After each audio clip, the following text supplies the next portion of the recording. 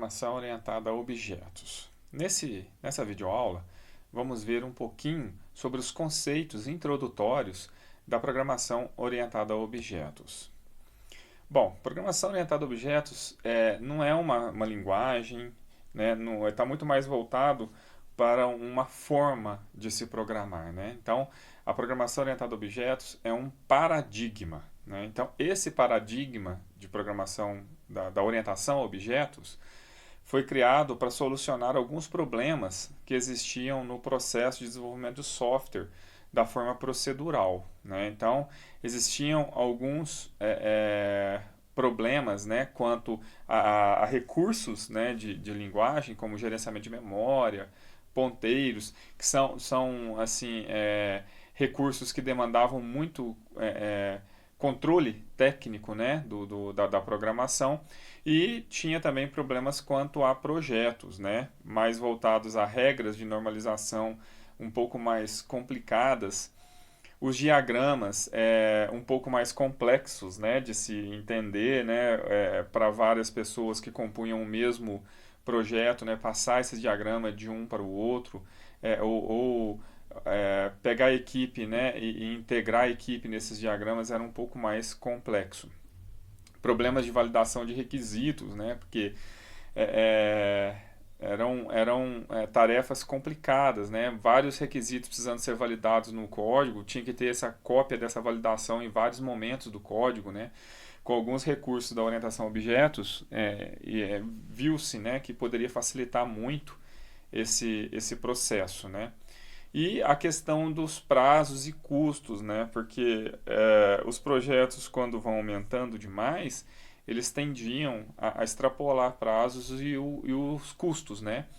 E com a difusão, a ampla difusão da popularização da internet, os softwares eles esperavam-se muito deles, né? Então eles tiveram que passar por uma estruturação melhor, né? A partir da internet, o mercado ele ficou mais exigente, né, de software. Bom, mas como que isso aconteceu, né? Então, um breve histórico da programação orientada a objetos. Os primeiros conceitos de orientação a objetos, eles foram implementados com a linguagem Simula, em 1967.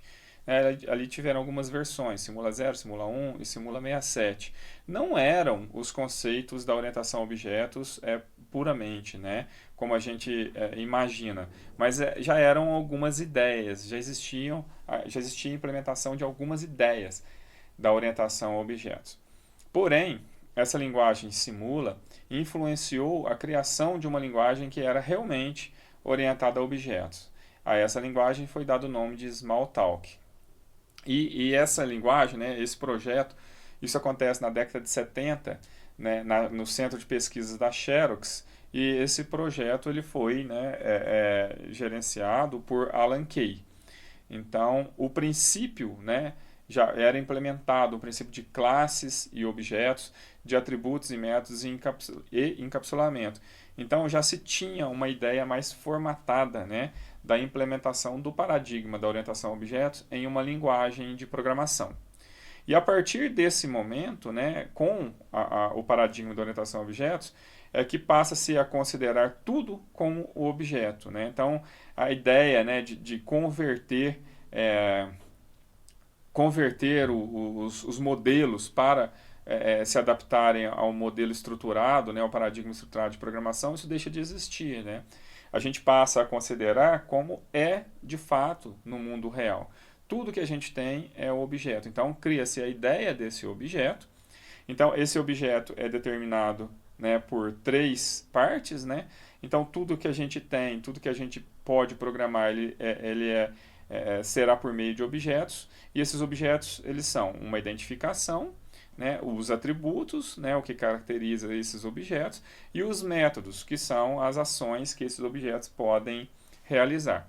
E se a gente for ver, né, no mundo real, tudo que está à nossa volta, eles são caracterizados dessa forma, né? Então, tudo a gente pode caracterizar como objeto. Por exemplo, um computador, né? Então, um computador ele tem uma identificação, ele tem os seus atributos, né? O que identifica ele ali como computador, e ele tem as ações que ele pode executar, né? Os métodos que ele tem, né? São todas as ações que ele pode executar. Então, a partir desse momento, a gente passa a não precisar mais de converter mundo real para computacional para criar os problemas e passa a ter um modelo de programação bem mais próximo ao modelo do mundo real, né? Aos objetos do mundo real. Então, para entender, vamos pensar num exemplo, né? Um primeiro exemplo, uma loja de venda de carros. Então, nós podemos enxergar a loja de carros como um objeto, né? A loja, ela é um objeto. E o carro, ele pode ser considerado como o principal objeto dessa loja. Então, essa loja, ela pode ter diversos objetos, né? Normalmente ela tem diversos objetos, mas ela tem o objeto central, né, dessa loja, que é o objeto carros. Então, é nele que a gente vai se concentrar para fazer esse primeiro exemplo. Então, vamos imaginar, né, o que um carro tem que importa para nós. Lembrando que aqui é só um exemplo, né? É lógico que tem muito mais atributos e muito mais métodos, mas aqui a gente quer só exemplificar a situação para entender melhor, né, essa caracterização como classe, essa caracterização como objeto. Então, o que o carro tem que importa para nós? Ele tem um código, ele tem o ano de fabricação, ele tem o preço e ele tem o modelo. Então, essas são as características. Todos os carros têm código, ano, preço, modelo. Só que o valor desses atributos é que diferencia um carro do outro, né? Por exemplo, todo carro tem um ano de fabricação. Então, tem um carro 2020 e um carro 2019. Então, o que diferencia um para o outro é o valor desse atributo ano, mas todos os carros têm o atributo ano. E quais ações que se pode realizar com o carro nesse contexto da loja, tá, gente? Né? Se o carro estiver num contexto diferente, ele tem outras ações, né? Andar, se eu quiser ver o contexto do carro como si, né? Só do carro, independente da loja, ele tem andar, frear, passar marcha, virar para a esquerda, virar para a direita, etc. Vários atributos, mas no contexto da loja do carro, os atributos, os métodos que importam de um carro são vender, comprar e atualizar preço, né? Porque a loja compra um carro, depois vende um carro e nesse tempo que o carro está na loja, o preço dele pode ser atualizado. Então, no contexto da loja, o que importa do carro é isso, né? De atributo, o código, o ano, o preço e o modelo e as ações a se realizar com o carro, vender, comprar e atualizar preço. Então, tudo que identificamos até o momento, percebam que é uma ideia, né? Não é abstrato, né, de um carro, é algo bem abstrato. Então, trata-se de um projeto para se criar o carro no contexto da loja. Então, o projeto para se criar carros nesse contexto, o projeto é uma classe. E quando, a partir desse projeto, eu crio um carro específico, ano tal, modelo tal, preço tal, esse carro é um objeto. Então, o objeto, ele vem da classe. A classe determina como será o carro. O objeto é o carro em si, já com os seus valores. Então, olha, na esquerda nós temos o projeto, a classe, que determina o que todos os carros nesse contexto terão que ter. Né? No caso, código, ano, preço e modelo. Ali tem os tipos, tá? Mas depois a gente vê isso com mais propriedade. E no terceiro retângulo aqui da classe, nós temos as ações que podemos realizar com o carro nesse contexto que nós queremos. Vender, comprar, atualizar preço. Né? Então, isso é um projeto de carro. Todos os carros têm esse formato.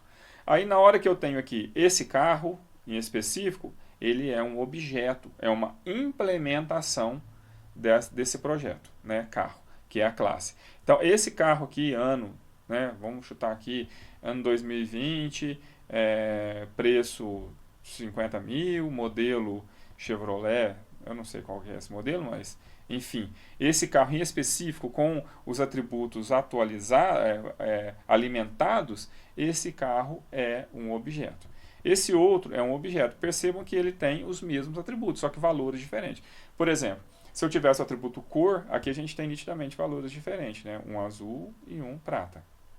Então, quando eu crio um carro em si, eu tenho o objeto. Quando eu tenho só o desenvolvimento do protótipo, só o desenvolvimento do projeto, eu tenho a classe, né?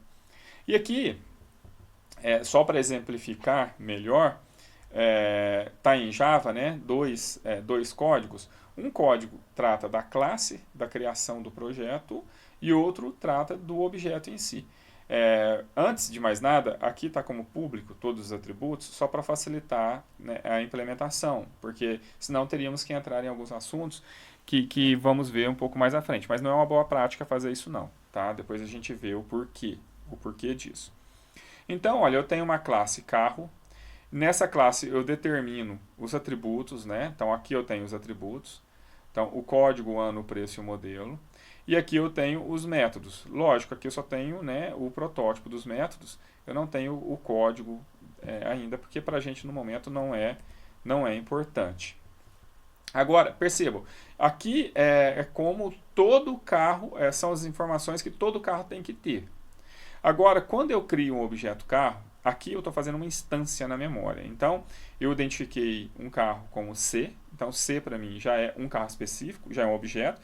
Não é mais uma classe, aqui para mim já é um objeto. E eu pego C.atributo, C.código 1, C.ano 2020, C.preço 35 mil, C.modelo, Gol, XLS, né? São informações chutadas. Mas olha, aqui eu tenho um carro. Né? Aqui eu já tenho um carro estabelecido. Já alimentei nele o valor dos atributos.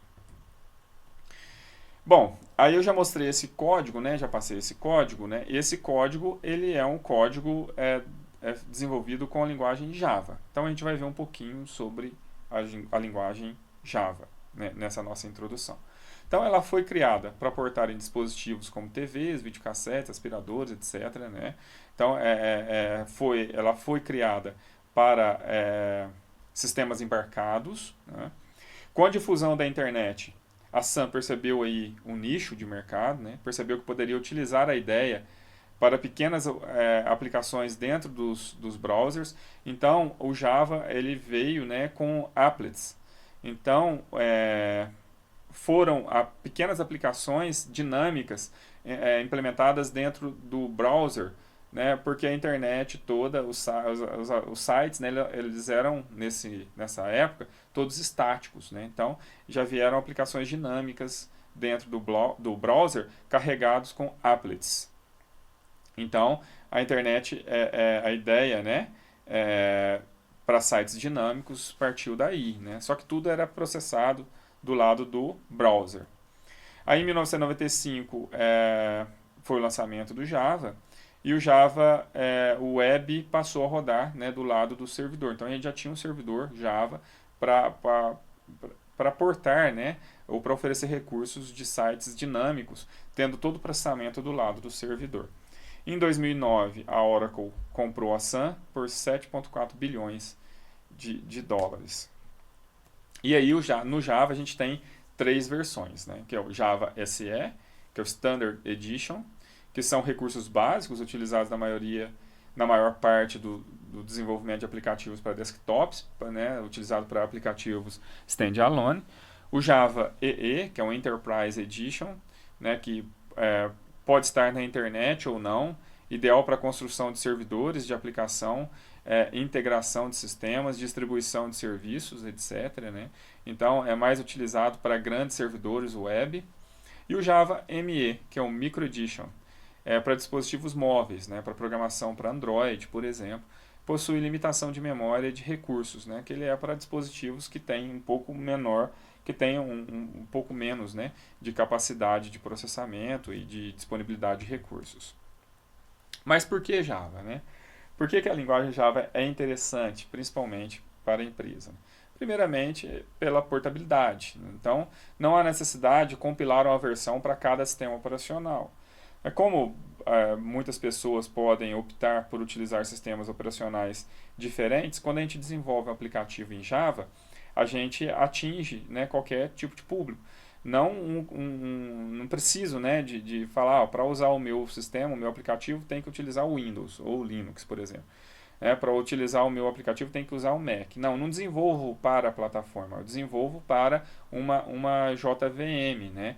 Então essa JVM, né, essa máquina virtual Java, ela já tem disponível para todos os sistemas operacionais. Então ela tem uma camada específica para cada sistema operacional. Então eu tenho uma JVM para o Windows, eu tenho uma JVM para Linux e eu tenho uma JVM para Mac. Então, na camada de comunicação com o sistema operacional, cada JVM é de um jeito, né? Então, a de Windows funciona de um jeito, a de Linux funciona de outro, a de Mac funciona de outro. Só que a camada onde vai estar o meu aplicativo, o meu bytecode, ela é a mesma. Então eu tenho a parte que vai receber o meu aplicativo mesmo. Então eu faço um aplicativo, eu compilo um único aplicativo, qualquer JVM consegue processar ele, porém a JVM que troca a camada da JVM que troca a informação com o sistema operacional, cada um tem a sua específica.